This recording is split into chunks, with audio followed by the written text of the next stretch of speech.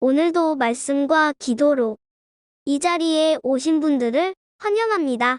오늘 함께 나눌 말씀은 출애굽기 28장 1절로부터 14절 말씀입니다. 성막 축소판 같은 대제사장의 의복. 지금부터 본문을 읽겠습니다. 출애굽기 28장. 너는 이스라엘 자손 중 내 형 아론과 그의 아들들 곧 아론과 아론의 아들들 나답과 아비후와 엘르아살과 이다말을 그와 함께 내게로 나아오게 하여 나를 섬기는 제사장 직분을 행하게 하되 내 형 아론을 위하여 거룩한 옷을 지어 영화롭고 아름답게 할지니 너는 무릇 마음에 지혜 있는 모든 자 곧 내가 지혜로운 영으로 채운 자들에게 말하여 아론의 옷을 지어 그를 거룩하게 하여 내게 제사장 직분을 행하게 하라. 그들이 지을 옷은 이러하니 곧 흉패와 애복과 겉옷과 반포 속옷과 관과 띠라.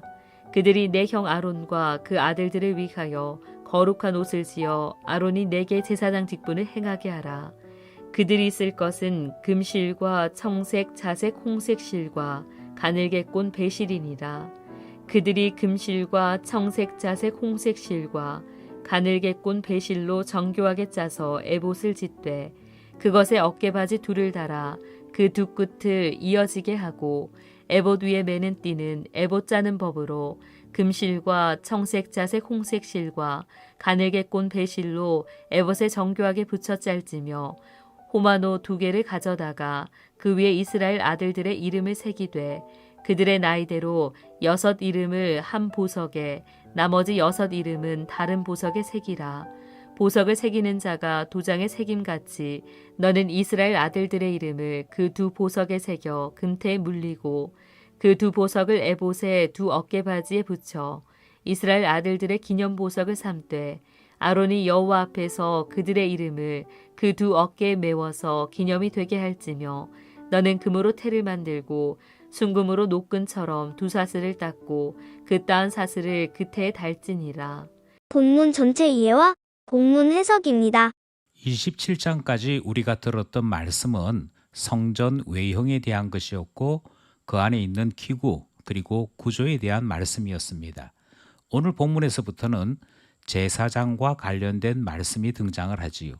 특별히 오늘 본문에서부터 제사장의 의복에 대한 말씀이 등장을 합니다. 그리고 에봇에 대한 설명이 등장을 하지요. 하나님께서 대제사장의 의복을 통해서 우리에게 무엇을 말씀하시는지 살펴보겠습니다. 첫 번째 문단은 1절로부터 5절 말씀입니다. 이 특별한 옷, 대제사장의 금의에 대한 말씀이지요. 대제사장의 의복은 아론만 입을 수 있습니다. 아론에게는 4명의 자녀가 있었고요. 그 4명의 자녀들은 대제사장직을 이을 후보로서 존재했습니다. 그리고 이들에게는 제사장의 의복을 입혔던 것이지요. 하지만 4명의 아들이 있었지만 그 가운데 나답과 아비후는 잘못된 일을 벌임으로 죽게 되고요. 엘르아살이 아론의 뒤를 이어 대제사장이 됩니다. 그러니까 아론이 입었던 대제사장 복을 엘르아살이 계승해서 입게 되더라 하는 것입니다. 왜 이렇게 대제사장의 옷은 특별하게 만들었는가? 그것은 하나님께서 이 옷을 통하여 말씀하시는 메시지가 있기 때문입니다. 먼저 대제사장이 입는 옷을 거룩한 예복이라고 불렀습니다. 또 다르게는 다른 제사장들의 옷에 비해서 금을 많이 사용했기에 금의라고도 불렀습니다. 거룩한 예복이라고 얘기할 때 이 예복 자체가 대단한 능력이 있다 이렇게 생각해서는 곤란합니다. 이 거룩한 예복은 거룩한 곳에서 봉사하기 위해 입는 옷이었습니다. 하나님이 계신 거룩한 장소, 곧 성소와 지성소에서 하나님을 만나기 위해 그 자신이 거룩함에 대해 의복으로서 표현했던 것이고요. 거룩한 장소에서 거룩하신 하나님을 만날 때 그 자신도 거룩한 존재가 되어야 함을 기억하고자 주님께서 그의 옷을 금으로 거룩한 옷으로 이름 붙여 입히신 것입니다. 이것은 그가 가지고 있는 옷이나 그가 가지고 있는 직분의 특별함이 아니라 하나님을 만나야 한다는 것과 하나님이 거룩하신 분인 것을 항상 기억하기 위해 입혔던 것이지요. 이 옷은 그런 의미에서 가장 지혜롭고 기술적으로도 매우 능숙한 장인이 제작하도록 되어 있습니다. 여기까지 첫 번째 문단 대제사장 옷에 대한 전반적인 말씀이었습니다. 오늘 본문 두 번째 문단은 6절로부터 끝절인 14절 말씀이고요. 에봇에 대한 말씀이 등장합니다. 대제사장 의복이라고 얘기할 때 흉패, 에봇, 겉옷, 반포 속옷, 관, 띠 등으로 구성되어 있습니다. 그리고 그 가운데 가장 화려하고 가장 빛나는 옷이 에봇이라고 하는 옷입니다. 이 에봇에서는 5가지 색깔이 있는 실로 이 옷을 만들도록 되어 있는데 이 5가지 색실은 휘장을 만들 때 사용된 것과 같습니다. 그러니 통일성을 같이 포함하고 있더라 하는 것이고요. 이 에봇이 구체적으로 어떤 옷이냐 하는 것에 대해서는 사람들마다 설명이 다릅니다. 예를 들어서 에봇은 몸체가 있고요.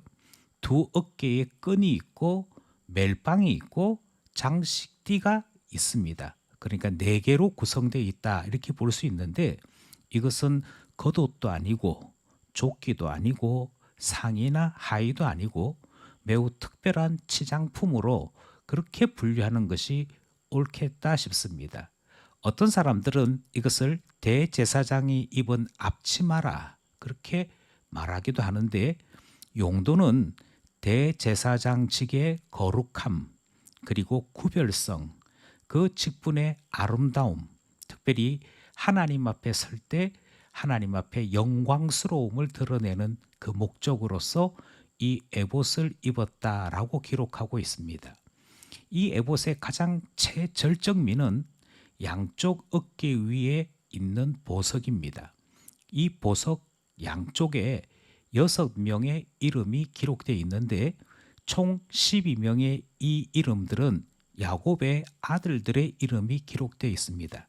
그러니까 이름으로서 이스라엘 전체가 거기에 포함되어 있더라 하는 것이고요. 이것은 대제사장이 항상 이스라엘 전체를 그 어깨에 짊어지고 하나님 앞에 나아가는 직분인 것을 기억하도록 하신 것이었습니다.